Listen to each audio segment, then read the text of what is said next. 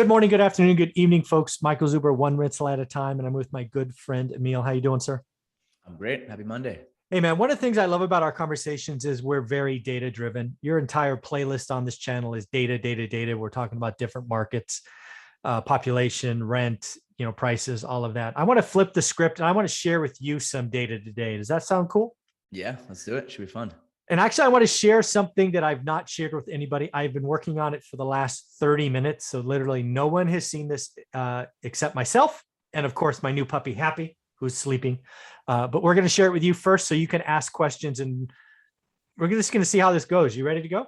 Yeah, let's do it. Congrats on Happy, by the way. Very cute pup.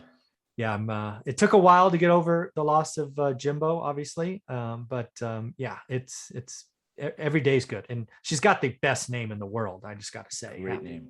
And Shih Tzus are the best. As a fellow Shih Tzu owner, they're the best dogs. I totally agree. All right, so this is something you may have seen before. Let me collapse this window. So you've seen this before, right? It's my 50-year spreadsheet. You're in the course. It's there. Again, folks. I went ahead and highlighted my data sources, so you can go check my numbers. You can argue the numbers, but hey, I just picked what was here. I did some highs and lows and things of that nature. But what I'm going to talk about today is this brand new worksheet that no one has ever seen called Decades. Because Emil, what I've been asking myself is, what might 2029 look like, right? Lots of people talk about this month, this year. I'm like, you know what? We've got 50 years of data. Why don't we take a gander at 2029? So have you ever thought about 2029? I'm barely thinking 6 to 12 months. Well, very cool, man. So I've collected 50 years of data and I'm trying to figure out how to use it. So this is the first time anybody has seen this. So let me level set what we've had, and then maybe together we can figure it out. So what I did is I took 4 metrics across the decades, and I just chose 70, 79, 80, 89, 90, 99, right? I didn't take peaks and values. I just took 2 raw numbers. Okay. So I took median home price. Because again, I believe it's payment, not price. So I took the interest rate. And of course I took income. And then what I did is I added a brand new variable as I chose home price divided by income to get a percentage. Okay. All right. Okay. So we'll just level set. And again, I've literally not looked at all this data. I just finished the math. And actually I didn't even do all the formatting yet because I wanted to bold all these. So, okay. So for the 70s, home prices went up 24, almost 25 grand or 103%. Kind of shocking, right? Yeah. Yeah. It's huge. Interest rates actually also went up. So again, folks, home prices went up 100% and interest rate went up 32%. Shocker, right? Yeah. Median family income went up 88%, 88.5%. And then the ratio went up 8%, right? Home price to income, right? So it was 274, it went to 296. That's a raw percentage of 21, almost 22. But on a percentage basis, the change is almost 8%. Does that make sense? Yeah. So again, for all those people that say house prices can't go up when interest rates go up, well, that kind of blows that out of the water, right? Yeah. All right.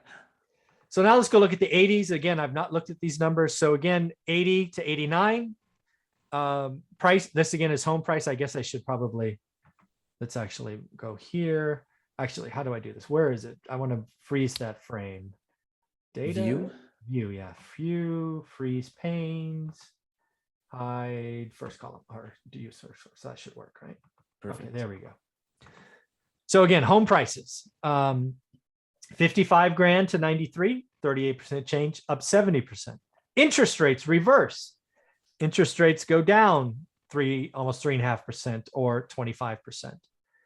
Incomes, they go up 17, to 28 grand or 11. So just under the percent change of prices. But again, rates went down. So your payments, I guess I could add payments to this, but I haven't yet.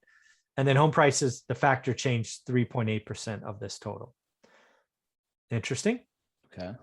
So now let's go to the 90s, right? So again, we're really seeing the rate of change drop, right? But the absolute number, 26 grand, that's got to be the highest, right? Yeah. Oh no, 38 grand in the 80s. Oh yeah, almost 24. So again, home prices are increasing less fast again. Interest rates again negative. So they start at 10, go to 7.5. Incomes now are 46 grand, or they've changed 10 grand or 35. Oh, look at that. Incomes went up 35%, prices only went up 27, and interest rate went down. Look at that. That's crazy. The 90s were an interesting time. All Yeah. right. Yeah.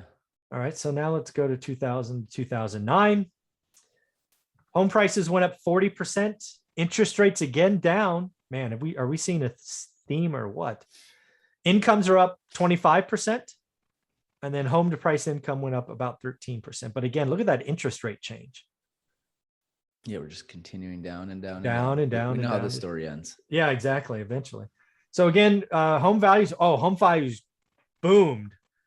Look at that. 74 grand, up 41%, after 41% the decade before, right? Yep. So 41% again. Interest rates again down. Income up, about even. So again, it went down slightly. I got to add payment to this because again, what we're seeing here is it's still very affordable. Right. So what I want to do here with you, and again, I haven't done this, is how would I do this? I want to do average growth by decade. Is it going to be very simple just to do this? Can I just do this, and it's going to do the math for me? So the average is 56.6%. You see that here? Yep. All right, so we'll just put that in here. 56.6%. So this is dollars. So this is going to be a percentage now. So this should be a percentage. So, and we'll make it one step bigger. So 56.6, we're going to skip interest rates for now. And now let's do income. So income change. So here, and here. So the average income change is 50.9. And we again got to make this a percentage. So 50.9. So you see where I got that, right? Yes. So what I'm trying to figure out is I'm trying to answer the question, where's housing going to be in 2029, right? So if we take the average of the last 50 years, the average decade change is 56.6, right? Did we do that right?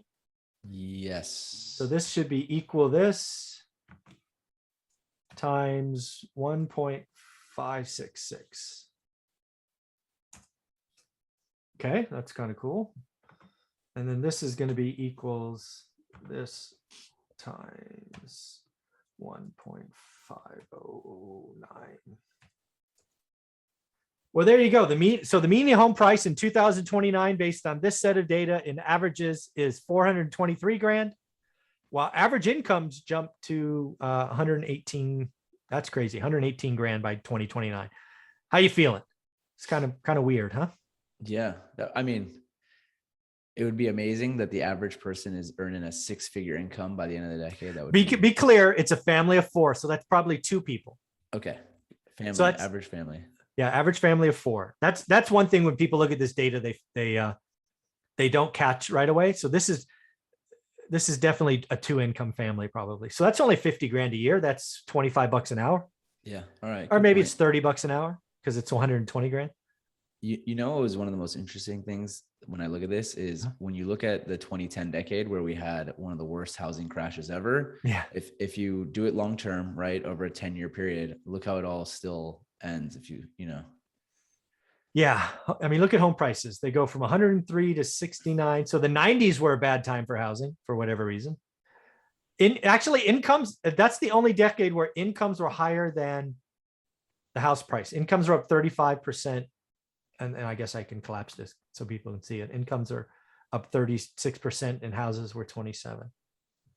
Did that happen anywhere else? Oh, and the 2000s a little bit, just barely, right? Incomes were up 41.8 and housing was up 41.4.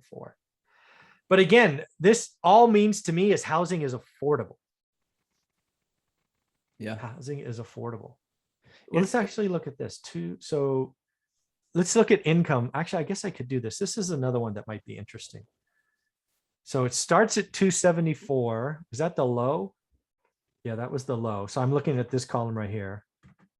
So where was the high? 322. 2010, you have 352. Oh, 373. oh, 373 is the highest. So really here, right? These two numbers, which is crazy. Which is actually, I move my mouse. Yeah. I wonder if you get the payment in there, right? Because even if you look at the Yeah. 1970 with that, it'd be a different number compared to income. Yeah, I could do that, right? I can do a payment. I could do 10, like that's what I did in the 50-year decade, right? I just manufactured a payment and then I made this a variable. Right. Right. I made the down payment a variable. I could add payment. This could be interesting. But the other thing to note is this is the last 40 years we've had interest rates have been falling, right? Decade by decade. They've gone down 25%. Then they went down 26%. Wow, the interest rates went down 26, 37%, 10%. This will probably you know what? Let's just do this. This ought to be funny. I have no idea how this is going to turn out. So the average interest rate drop. Go away. Go away. Okay, so control. So it went up one decade. So that's going to skew things a little bit, but let's see. So the average interest rate drop is 13.3%. Negative 13.3. Okay, so we take this times this. And how would I do this as a formula? Like this one minus this probably. Is that going to work? No, that's not going to work. What am I doing wrong? Because you got to turn this into, or actually, would it just work like that? Can you multiply them together? Actually, I don't know, maybe. No, that'll give you a negative number. Yeah, that's a negative number. How would I do this? We're testing our math out live. Yeah, formula, right? So it's a negative 13%. So I can just do the math in my head. So that's basically. Oh, it's gonna be. What's a division actually? It's gonna be 3.12. Yeah. Minus 3.12 times 13.3. There we go. So one more time, 3.12 minus, and then parenthesis minus 3.12 times negative 13.3. 2 times 13. Oh, times negative. Is that right? I don't know. We're going to find out. See, all these YouTube math wizards are going to go, you guys are idiots. Well, that's clearly didn't work. I was way off. Oh, no, this is percent though. That's why. No, it's still wrong. Well, let's do, what is 13? See, this is why I don't do this live all the time. Let's just take out my phone, right? So what is 13% of 3.12? We'll just do it that way. Yeah. Okay, calculator on the phone. So 3.12 times just 13%.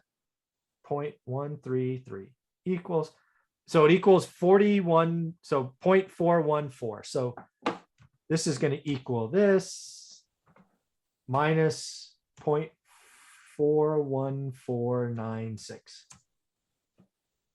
What the hell? 0.00. Oh, that's right, 0.00. Is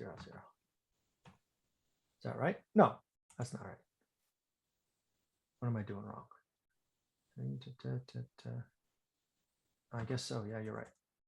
Percent. There we go. Hey. All right. So we're also calling for interest rates to be 2.71% in 2029, just given the 13-year or the 50-year trend on interest rates. Man, that was harder than it should have been. So that's the, I mean, do you think that by the end of this decade? Hell no. No, I don't either. Just like we saw interest rates go up in the 70s. That's why I keep telling people we are in the 70s. Interest rates are going up. So what would happen if we're looking at the same trajectory for the 70s? So up 31%. Now you're going to make me do my math that way? Jesus Christ. Hopefully we learned something from this first one. All right. So that's just up 0.9, right? That's 30% times that. So that's up 0.9. So that'd be 4%. Okay. Yeah. So I think we're higher than that. I think, God, again, my crystal ball is so broken tomorrow, let alone 2029. Dude, we could see 5% interest rates. Again, I think we're in the 70s. I just really do. but again, 70s weren't bad. If you own houses, you were happy. They went up 103%. Right. I mean, that's again, the Crazy. that's the interesting thing. If you look at this again, if you look at the 2010s where, or even what was it? 28, the 2000s, right? Even though we had that major crash in 2008, you're still up. If you look at it over 10-year terms, 41%. So it's like, there's little blips of negative, but overall, if you're looking at decades, housing does pretty well. And again, I think by the 70s, and again, yes, I understand the 40s are out there. I haven't looked at that yet, but incomes had their biggest jump in the 70s. And I think that's going to be true. I think incomes will be up big this year. I think I think Powell is so wrong. We've had 2 bouts of inflation. They're not transitory, 6% in the 40s, 8% in the 70s. They're coming. We're just early. And congratulations, wage earner. Your income went up 88%, right? So if your incomes go up 88%, I don't know what that is. Let's call it 90% for easier math. That's 9 times 80, 72. So it goes up, it's about 150 grand. So yeah, it's just interesting times. Yeah. And everything I've heard and that I'm sure all of us have read is, like wages are going up like crazy. People can't hire what they used to. They're going up a lot more than they thought they needed to, still can't find people. And yeah, it's going to be wild. Yeah. Again, though, I think this is very interesting. Look at decades, peaks and valleys. I'll probably play with this and add payments going forward. But what do you think of this? This is an interesting way to look at it, right? Yeah. Yeah. I think so. Yeah. Data junkies. We got to work on our math formulas though, but yeah. Agree.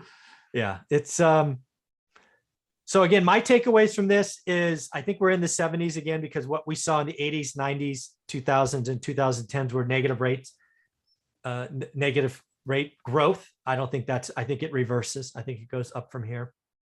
I do think we're in a huge wage inflation, which I think the 70s was the highest. Yeah, 88% was by far the highest. The next was 63%. And again, higher wages, higher prices.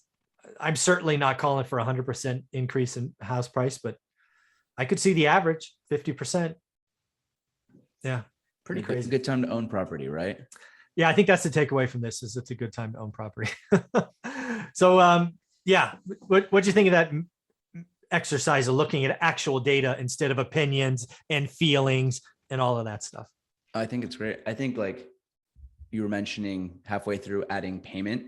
I think payment would be really interesting to add in here and look at that as well. I will have that added. Yeah. I'm just taking action on them. Thank you for giving me work. I appreciate that. Anytime. Yeah, man. So anything else going on in housing? What are you seeing out there? What's your buy box look like? Getting any closer to writing more offers? I'm kind of in this pause stage personally, just given, I started a business a couple months ago and I'm really focused on that right now. Sounds good. Investing in real estate has always been my side hustle. And so it's just on pause at the moment. Yeah. You're going to get that business up cranking. If people want to know what you're doing, because you're doing some amazing stuff, what's your website? How you want them to reach out? Yeah. For me, I'm just at emilshore.com or on Twitter at emilshore. And Shore is SHOUR. Yes. EMILSHOUR. And basically I help businesses get more traffic from Google. There you go. Google Analytics, things of that nature.